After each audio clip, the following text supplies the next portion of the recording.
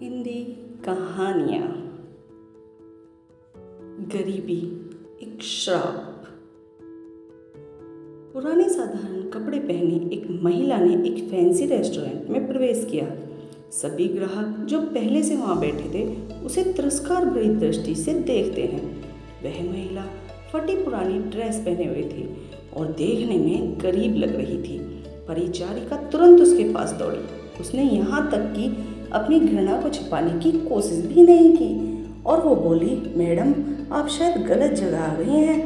वह बस इतना चाहती थी कि जल्दी से इस बिन बुलाए मेहमान से छुटकारा मिल जाए। महिला ने घबराते हुए उसकी ओर देखा और पूछा कि क्या यह ताज भोजनालय है। डाइनिंग हॉल में मौजूद लोग कानाफूसी करने लगे और उनमें से कुछ ठहाके लगाने लगे।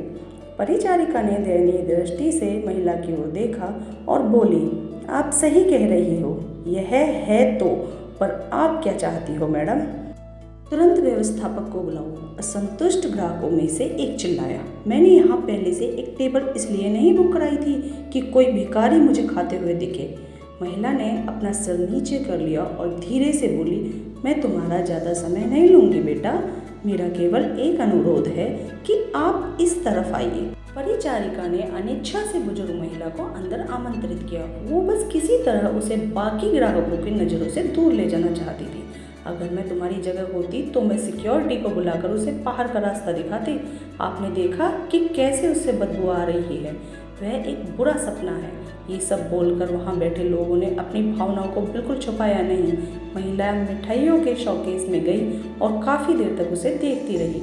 वेटर उसे देखकर हंस रहे हैं। वे कह रहे थे कि अगर वह यह मुफ्त में खाने की उम्मीद करती है तो उसे कुछ नहीं मिलने वाला। ऐसा लगता था कि महिला ने उसकी बातों पर ध्यान नहीं दिया। महिला बोली, मुझे बताओ बेटा, क्या लेमन केक को केवल आधा खरीदना संभव है? उसकी लागत क्या है? मेरे पास 10-10 के 17 नोट हैं। उसने हाथ में कुछ मुड़े तुड़े पुराने नोटों को दिखाते हुए पूछा। वेटर्स ने बमुश्किल हंसी रोकी। मैडम, मुझे नहीं लगता कि आपके पास इस केक के एक टुकड़े के लिए भी पर्याप्त पैसा है। यह केवल केक नहीं है बल्कि हमारे महाराज द्वारा किया गया कला का काम है। इसके अलावा हम इसे आधे में नहीं बेचते हैं। गरीब महिला शर्मसार हो गई। उसे ऐसा लगा कि उसके अंदर कुछ टूट गया हो। धीरे धीरे वह निराश कदमों से चलते हुए बाहर निकलने लगी। अचानक उसे रेस्टोरेंट के कोने में अपनी पत्नी के बगल में बैठे सैन्य वर्दी पहने एक व्यक्ति ने बुलाया।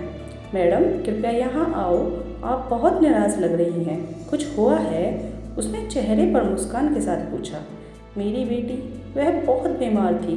जब वह बच्ची थी तो हम इस रेस्टोरेंट के पास से गुजरते थे और वह काफ़ी देर तक दुकान की खिड़कियों को देखती रहती थी। हमने एक दिन यहाँ लेमन केक खाने का सपना देखा, लेकिन फिर वह बीमार हो गई। फिर मेरे पति चले गए और हम दोनों का पेट पालने के लिए मुझे नौकरी करनी पड़ी। मेरे पास इलाज जारी रखने के लिए पैसे नहीं हैं, इसलिए अब मैं उसके लिए कुछ भी नहीं कर पा रही हूँ। तो मैंने सोचा कम से कम उसे ये केक ही खिला दूँ, लेकिन मेरे पास केवल 10 की ये 17 नोट हैं। इतना कहते हुए उसकी आंखों से आंसू निकले। बिना किसी हिचकिचाहट के उस फौजी ने वेटर को बुलाया और उसे अपने पर्स पर महिला के लिए एक पूरा लेमन केक पैक करने को कहा। उन्होंने महिला से कहा, आज 17 साल हो गए जब हमने अपने बेटे लक्ष्य को खोया था। एक कार दुर्घटना में उसकी मृत्यु हो गई थी। मैं और मेरी पत्नी कुछ नहीं कर पाए, हालांकि वह एक डॉक्टर है। आपके पास में 17 नोट हैं और मेरा बेटा 17 साल का था। ये ऊपर वाले का इशारा नहीं है तो क्या है? फौजी की पत्नी ने गरीब महिला को अपना बिजनेस कार्ड दिया और बेटी के इलाज में मदद करने का वादा किया। जब वेटर महिला के लिए लेमन केक लेकर आया तो महिला के चेहरे पर एक कृतज्ञ मुस्कान आ गई। उसने फौजी और उसकी पत्नी को धन्यवाद दिया और वहाँ से चली गई। इस घटना के बाद रेस्टोरेंट में सब खामोश थे। सभी को उस फौजी ने एहसास दिला दिया था कि पैसों से भले ही वो महिला गरीब थी, लेकिन वहाँ बैठे सभी लोग विचारों से और दिल के गरीब थे, सिवा उस फौजी दंपति के। अब वहाँ किसी को भी हंसने का मन नहीं कर रहा था। तो दोस्तों, कैसी लगी आपको ये वीडियो? अगर वीडियो अच्छी लगी हो तो प्लीज़ वीडियो को लाइक करें और चैनल को सब्सक्राइब करें। Thanks for watching. Thank you.